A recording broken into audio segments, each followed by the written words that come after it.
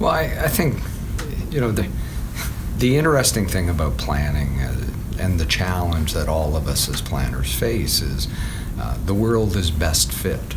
It's finding a way to find the compromise between various interests in order to come up with something that works. And protection of the environment through completely stopping everything we're doing is a non-starter. But protection of key elements, especially of landscapes and areas, are absolutely critical. As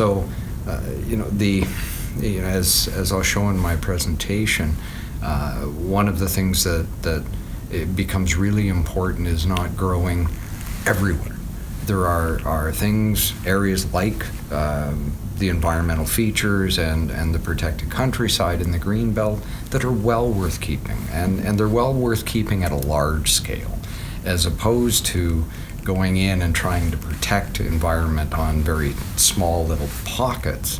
Instead, looking at it as a broader landscape becomes really important. So, how do you balance it? It's a case of working with all of the groups, understanding all of the interests, and recognizing that not everything works out perfectly.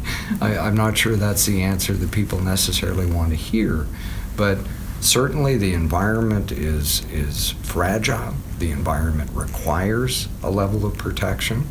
Development can be done sensitively. You don't have to completely necessarily avoid everything. Mm-hmm. It may be the type of development. It may be where development is permitted.